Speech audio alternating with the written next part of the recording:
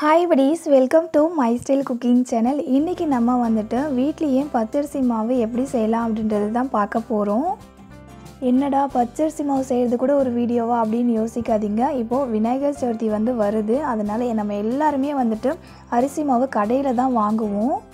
கடையில் வாங்காமல் வீட்லேயே பச்சரிசி மாவு ரெடி பண்ணி அதை எப்படி ஸ்டோர் பண்ணி வைக்கலாம், அதுக்கப்புறம் அதில் வந்துட்டு நம்ம என்னென்ன ரெசிபிலாம் பண்ணலாம் அப்படின்றத இன்றைக்கி நான் உங்க கூட ஷேர் பண்ணிக்க போகிறேன். வீடியோக்குள்ளே போகிறதுக்கு முன்னாடி நீங்கள் இப்போ தான் first time my style cooking சேனலை பார்க்குறீங்க அப்படின்னா மை ஸ்டைல் குக்கிங் சேனலை சப்ஸ்கிரைப் பண்ணிக்கோங்க. இப்போ வாங்க வீடியோக்குள்ளே போகலாம். பச்சரிசி மாவு ப்ரிப்பேர் பண்ணுறதுக்காக நான் வந்துட்டு இன்றைக்கி 3/4 கிலோ அளவுக்கு பச்சரிசி எடுத்திருக்கேன். நீங்கள் வந்துட்டு எந்த அளவுக்கு பச்சரிசி மாவு வேணுமோ அந்த அளவுக்கு பச்சரிசி எடுத்துக்கோங்க.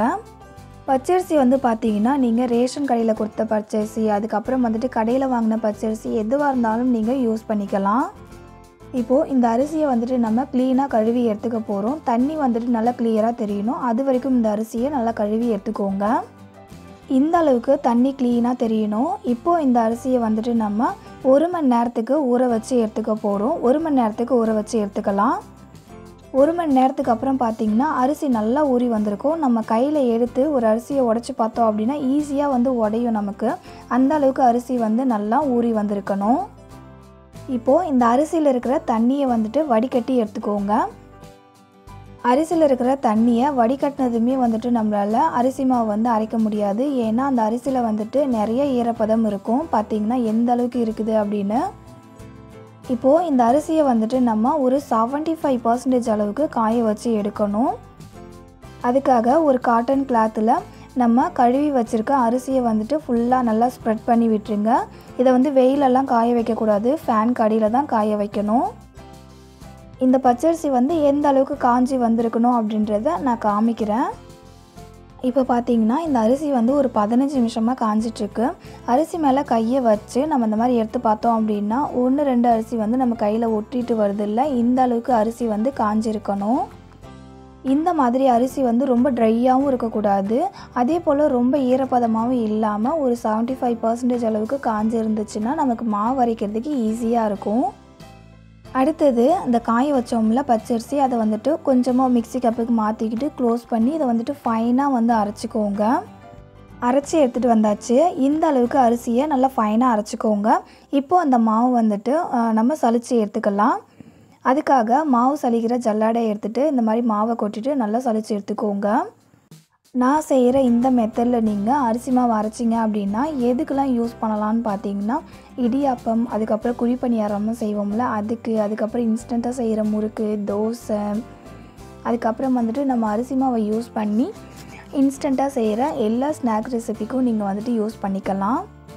முக்கியமாக பார்த்தீங்கன்னா இந்த கொழுக்கட்டை வெரைட்டிஸ் எல்லாத்துக்குமே இந்த அரிசி மாவை நீங்கள் தாராளமாக யூஸ் பண்ணிக்கலாம். அரிசி எல்லாத்தையுமே கொஞ்சம் கொஞ்சமாக மிக்ஸி கப்பில் சேர்த்துக்கிட்டு அரைச்சி இந்த மாதிரி சலிச்சு எடுத்துக்கோங்க. பார்த்திங்கன்னா நான் எல்லா அரிசியுமே அரைச்சி சலிச்சு எடுத்துக்கிட்டேன். இப்போ இந்த மாவு நல்லா ஈரமாக இருக்குது. இப்போவே இந்த மாவை நம்ம ஒரு டப்பாவில் போட்டு ஸ்டோர் பண்ணி வச்சோம் அப்படின்னா பூர்ணம் போத்துடும். இந்த மாவு நீங்கள் டைம் இருந்துச்சு அப்படின்னா வெயிலில் நல்லா காய வச்சுட்டு நீங்கள் ஸ்டோர் பண்ணிக்கலாம். அப்படி இல்லை அப்படின்னா இதை நம்ம எப்போவும் நம்ம செய்கிற போல் வானலில் இந்த மாவை சேர்த்து நல்லா வறுத்துட்டு இதை ஸ்டோர் பண்ணி வச்சோம் அப்படின்னா எத்தனை மாதம் ஆனாலும் கெட்டு போகாமல் அப்படியே இருக்கும். நம்ம அரைச்சி வச்சுருக்கோம்ல அரிசி மாவு, அதை நம்ம ஒரு வானலில் சேர்த்து அதை கலர் மாறாமல் வறுத்து எடுத்துக்க போகிறோம். அதுக்காக ஸ்டவ் ஆன் பண்ணிவிட்டு ஒரு வானல் வச்சுக்கோங்க. அதில் நம்ம அரைச்சி வச்சுருக்கோம்ல அரிசி மாவு, அதை சேர்த்துக்கோங்க. சேர்த்துட்டு ஸ்டவ்வை கண்டிப்பாக மீடியம் ஃப்ளேமில் வச்சுக்கிட்டு அரிசி மாவை வறுத்து விட்டுக்கோங்க.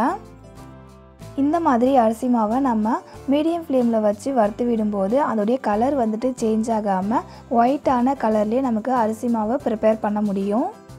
பட் இந்த மாதிரி நீங்கள் அரிசி மாவு ப்ரிப்பேர் பண்ணி வச்சிங்க அப்படின்னா எத்தனை மாதம் ஆனாலுமே அது கெட்டு போகாமல் நீங்கள் எப்படி வச்சிங்களோ அதே மாதிரியே இருக்கும்.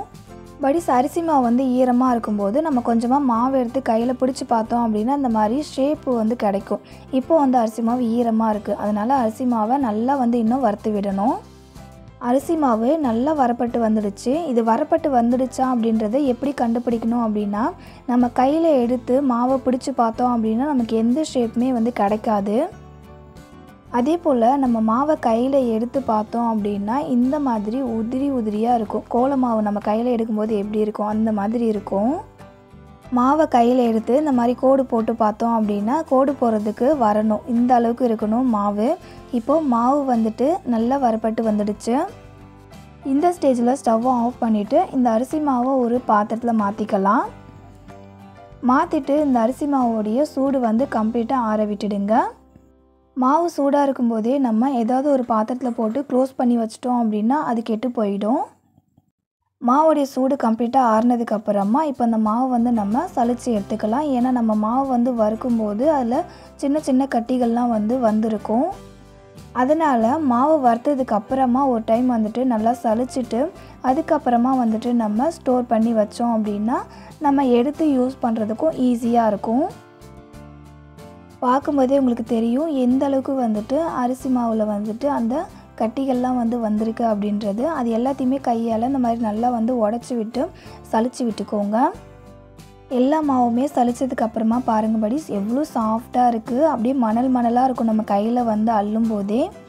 நம்ம கடையில் வாங்குறதை விட வீட்டில் செஞ்சோம் அப்படின்னா ஹெல்த்தியாகவும் இருக்கும். அதே போல் நம்ம வீட்டில் செஞ்ச பச்சரிசி மாவு யூஸ் பண்ணுறோம் அப்படின்ற ஒரு சந்தோஷமும் இருக்கும். அவ்வளோதான் படிஸ், ரொம்பவே ஈஸியான மெத்தடில் வீட்லேயே பச்சரிசி மாவு எப்படி ப்ரிப்பேர் பண்ணலாம் அப்படின்றத சொல்லியிருக்கேன்.